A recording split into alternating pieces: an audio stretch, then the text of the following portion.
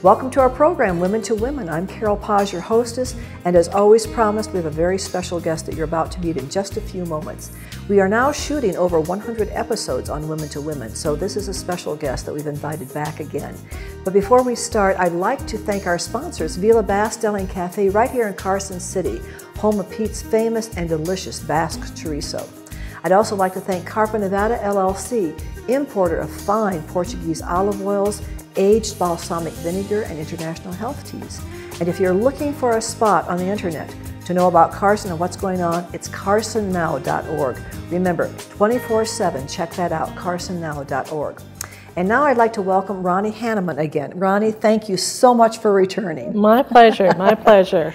You know, you are such a busy lady and an important part of what makes Carson click around here, whether you know that or not. You're in front of the scenes, you're behind the scenes. And there are so many things that I see happening anew and coming back into vogue, so to speak, here in the city. But before we get into that, I would just like you to give us just a brief background update on where you've worked before and how you've worked with people before. Well, I tell you, Carol, I feel like I've been here forever. I've always been in sort of limelight kinds of jobs. Been with the Chamber of Commerce here in Carson City now for 8 years. Wonderful. Hard to believe that. 8 years was February. And then prior to that, I had a little boutique in Carson City. And then prior to that, I owned a travel agency. And then I was the tourism director for the San Diego Convention and Visitors Bureau and also for the state of Pennsylvania. So it's sort of all related. It is. And those skills that you have had developing from the past are highly transferable, I would think, on what you're doing now, because you know, not everybody can handle those high-profile positions out front all the time. It can become quickly anxiety-ridden sometimes, but you handle it very well, very professionally. Well, thank you. I appreciate that. I think you get very used to it. My very first job was as a flight attendant. And as a flight attendant, we broke you in. Oh my God, that really breaks you in for anything after that. So it breaks the ice, so to speak. Breaks the ice. You can talk to anyone, anytime, anywhere, anyhow. Well, you know, I know you've defined this for me before, but as executive director of Carson Chamber of Commerce, what are your responsibilities? What do they revolve around? You know, it changes daily. Okay. It changes with the mood, it changes with the temper, it changes with the time, the economy. But basically what we try to do, what most chambers try to do, is provide networking opportunities for our membership. So sort of, I'm sometimes like Pearl messed up. Like for example, tomorrow we have a breakfast club and we have a luncheon series every month where we bring in awesome speakers, and that's open to the public. And then we have mixers and ribbon cuttings and whatever goes on in Carson City, we try to be there. All of which requires your attendance, I would suppose. Most of it requires my attendance, yes, it does. Okay, now you said something that interested me, I picked up on right away. The tenor or the tone of the times, so to speak.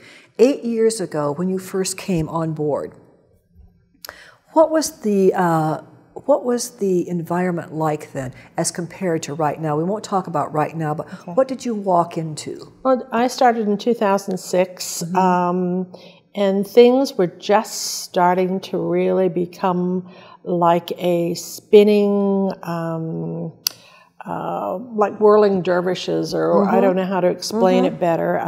But we were all on a roller coaster high at the time. Things, you know, money was moving. There were lots of new homes being built in Carson City. There's lots of things going on. And then in 2007, basically, the merry-go-round stopped spinning or slowed down. For Carson City, it never stopped spinning, but it did slow down a lot. So we were supposed to get another about 800 or 900 homes that were to be built here, which is something we sorely need in this community. and that stopped, and a lot of progress with new companies coming in and new retail stopped at the time. So kind of things were on a halt for a while. Things were on a halt, but it was going back to the way it was before 2000. When Carson City reached its population of 50,000 in 2000, the world started looking at us, just as they are doing again, by the way. And all of a sudden, we had the Costco's, the Home Depots, the Lowe's, all of the major national companies coming to Carson City, which was pretty awesome, but in some ways rather scary, because most people chose to live in Carson City at the time because of its small town feel. And Reno was just up the street, but like anything else, we all become very accustomed to having these retailers in our backyard, and have enjoyed it, and we're happy that it is here. But Carson, in 2006 was a different kind of a place. Would you have said it was kind of on the cutting edge of new growth, new interest being taken in it, and then for many reasons, both nationally and statewide and sometimes locally, things ground to a halt that kind of shocked all of us? Well, that was not even just on local, state, or national. It was international, because I travel a lot internationally. And when you go into London and places like that, or New York City here in the United States, and you see empty restaurants and the whole thing, it was a national well, what happens to the United States does affect the rest of the world. It happens to the rest of the world, but everybody thought that this merry-go-round of spending and the whole bit would never stop, and it ground, to some places to a halt. Yes, here it didn't. You could get on, you can jump on and jump off, where before you could not. Now, if we bring ourselves up to the present, what is the color of the environment now? What is the tone? What is the atmosphere that you're sensing? Well, the atmosphere we're sensing, although a lot of people don't believe it, and I don't know why they have blinders on, because let me just backtrack for a moment. Carson never went backwards. It never slid backwards. Okay. It may not have gone forward the way it did, but it never slid backwards. Which a lot of people are unaware of. I agree with you, Well, Ron. and it, as a chamber, it really annoys me that they don't believe this. They believe what they want to believe. What is happening now, because the economy is robust everywhere again, and I'm seeing that all the time, and we are back on track as it relates to especially retailers coming to Carson. We have 3 major retailers opening. Who are they? Ross Stores is coming to Carson City. Okay. South Carson. We have a new one that most people have not heard about, and it's called Bell's, Beall''S, which is going to be taking the place of Gottschalk's. And it is going to, what makes it really great for us is it's going to be their #1 store. They usually go into into cities, that are about 30,000 or less. Okay. And we're 55,000. So they're excited just like we are, because it's their Tier 1 store with Tier 1 merchandise. And that will be, oh my goodness. It is going to be amazing. It is widely anticipated. And in Nevada, we don't get Tier 1 anything, whether it's Reno or here. It's Tier 2, Tier 3. And then the other one we're getting, which we're very excited about, also in the Carson Mall, beside Bell's, is Sportsman's Warehouse. So, and then as a result of Ross coming in, there's a smaller store already that I call a baby whale. Rue 21 is called, which is more of a teenage kind of a store. Okay. But that's also going to be beside Ross, and that's a national company, our national retailer that it's coming in. So in the Carson Mall? No, Ross is down in South Carson. Okay. And Rue 21 is going to be right beside Ross. All right. So we basically have 4 national retailers coming in. And of course, my next question that's forming is, what has changed, do you think, in Carson to attract new businesses? What is it they're looking for when they take a look at a place, a location for a new store, especially when we talk about a Tier 1 store? Well, I'll tell you, Carson has never been off the radar. What has happened is those stores themselves, Sportsman's Warehouse went through a pretty difficult time. Bell's was not, growing, and Ross, I don't know what their story was, but we've been on their radar the whole time. And what it is the timing is now correct. It's the time to come in because the economy is good and people are spending again. And for retailers, you have to spend. That's otherwise right. They don't make it. So we're pretty excited. We're pretty excited. So then what you're actually also saying is that there's a confidence that has been building with the American public to loosen up the purse strings, so to speak. I see it everywhere.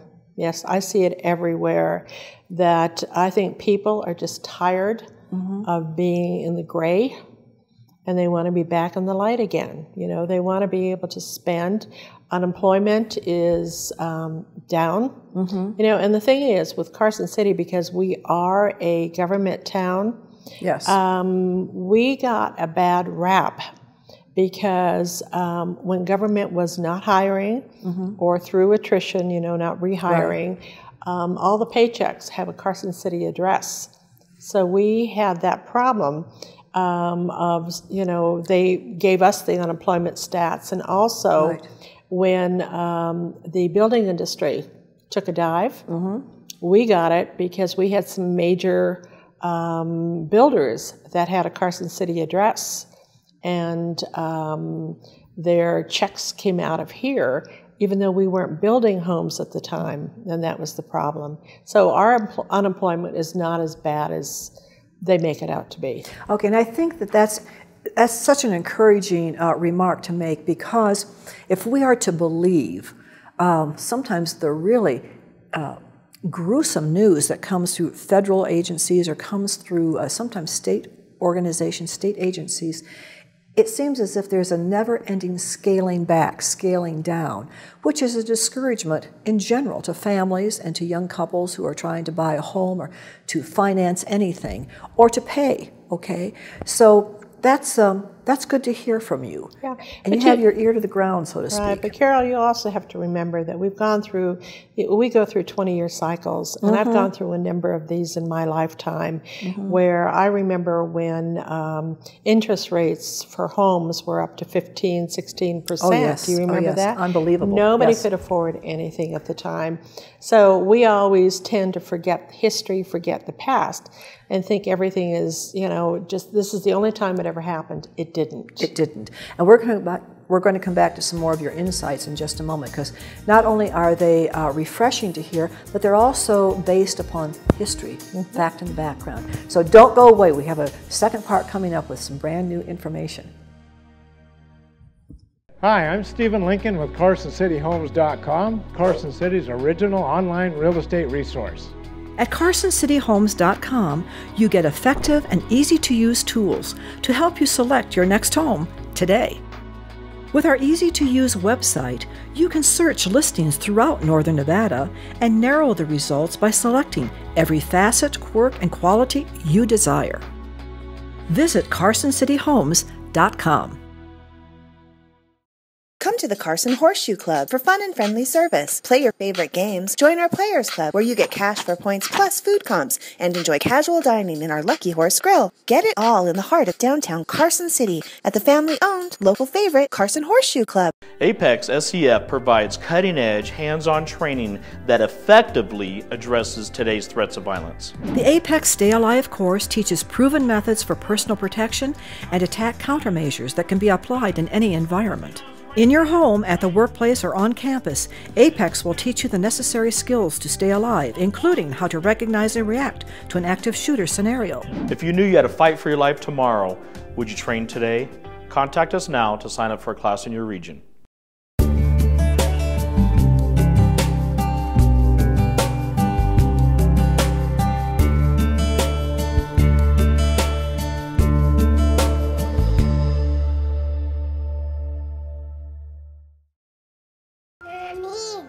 We always knew that when we had another baby, we would love it if I could stay home. The kids shape what we do. Everything's about them. So we had to make a lot of changes. Quick Balance is this really nice feature of the Bank of the West app. The more I check into my balance, the easier it is for me to stay on track. You don't even have to log in. Hold on tight. You're on call, 24/7. Every minute that the app saves me is a minute that I can spend with my family. And that means everything to me. In business for over 5 years, Play Your Own Music offers music lessons from the best quality music instructors in the area.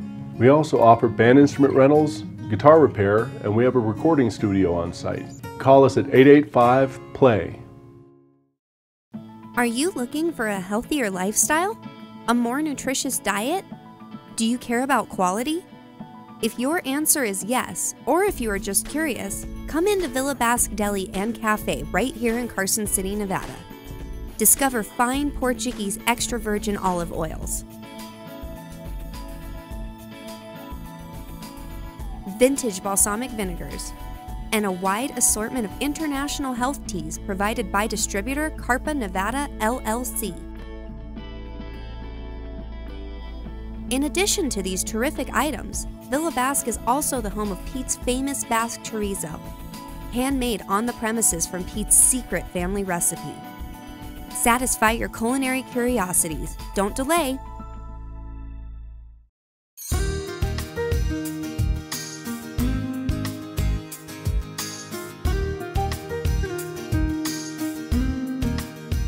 Welcome back to the second half of our program.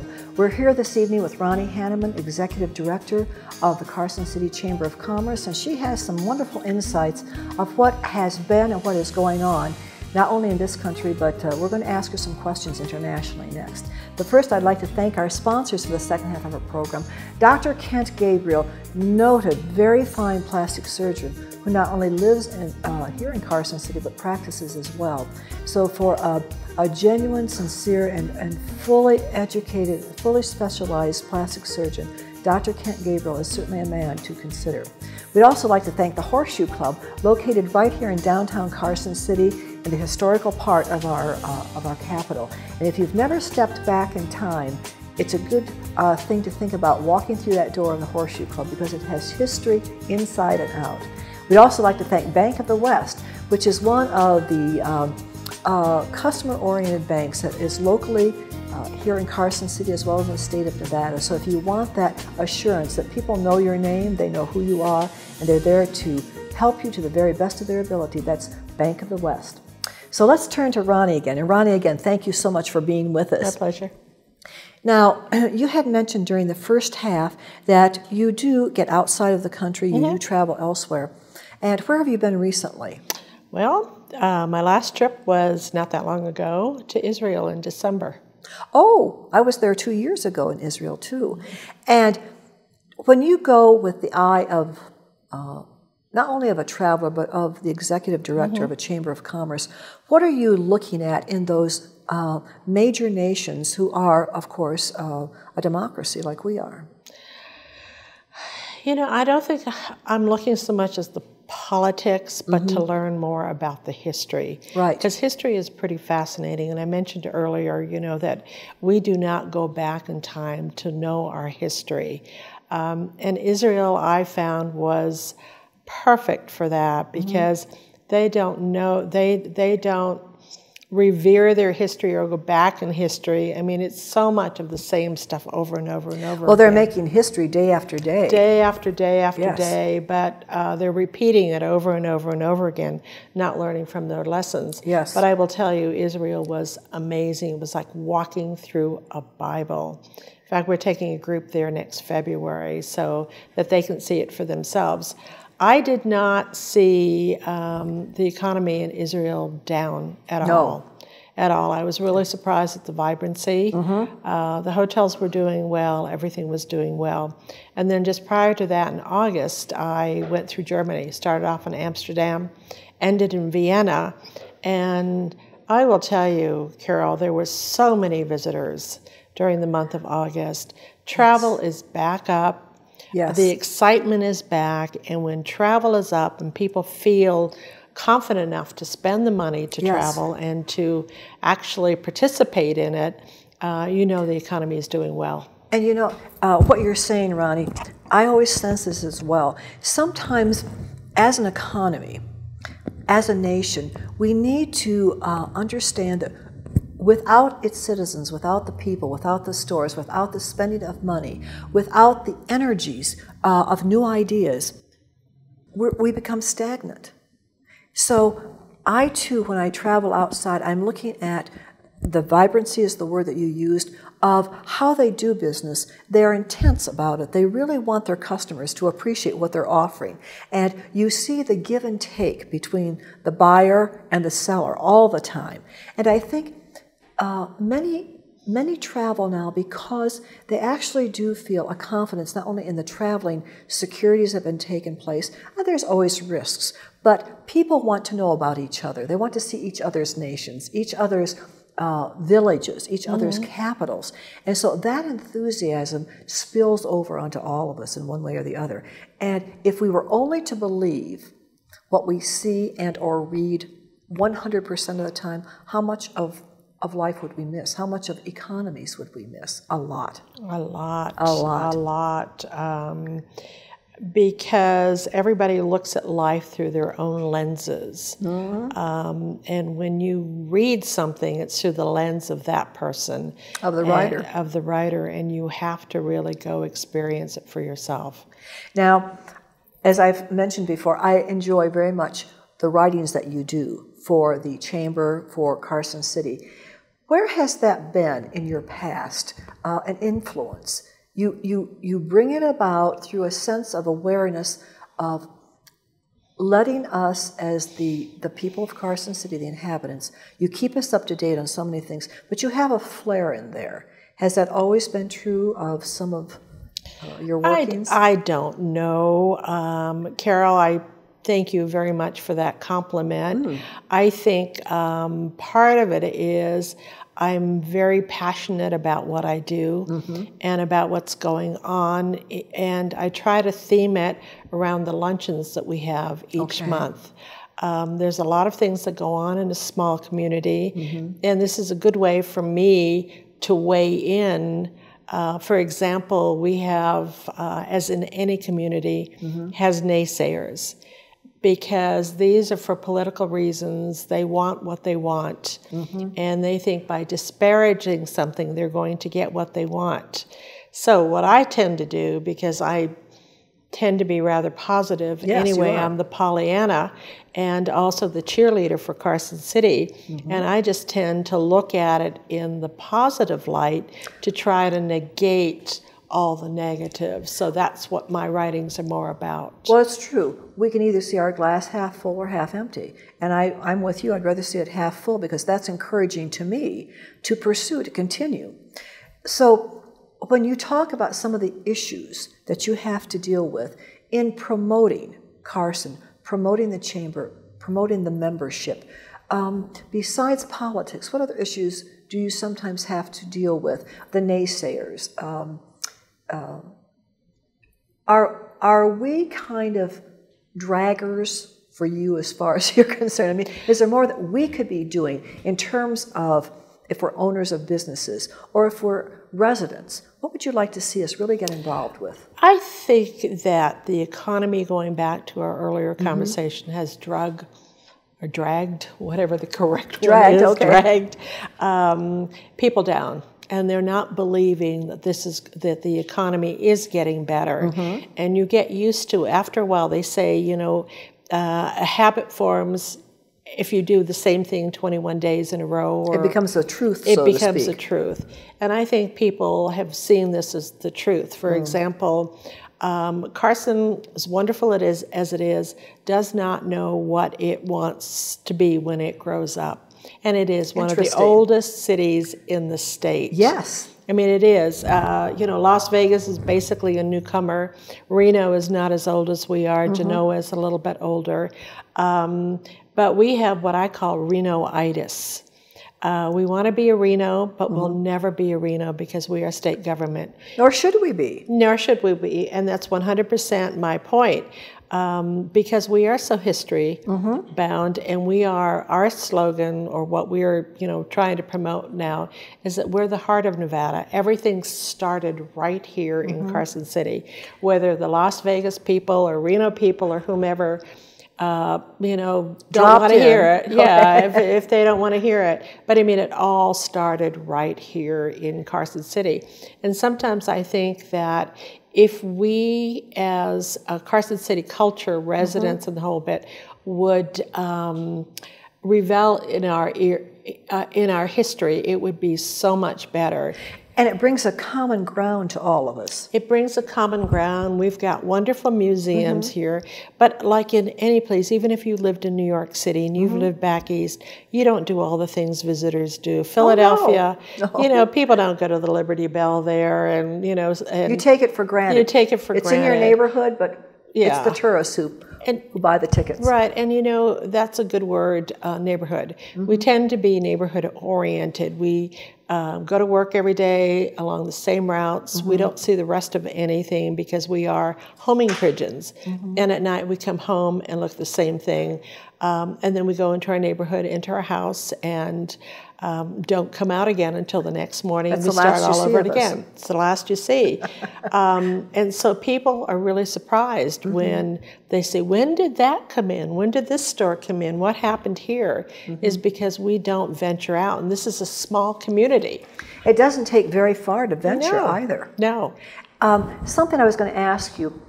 The West has an independent spirit, and we are the heart of the West, the state of Nevada. Do you think that independent bearing mentality has anything to do with kind of our separateness from our community? No, we take care of our own ranch. I don't think so. That may have been at one time, Carol, but I'm not from here, you're not from here. There's not many Carsonites anymore. Most of us have come in from somewhere else, bringing our bad habits, good habits, or whatever in.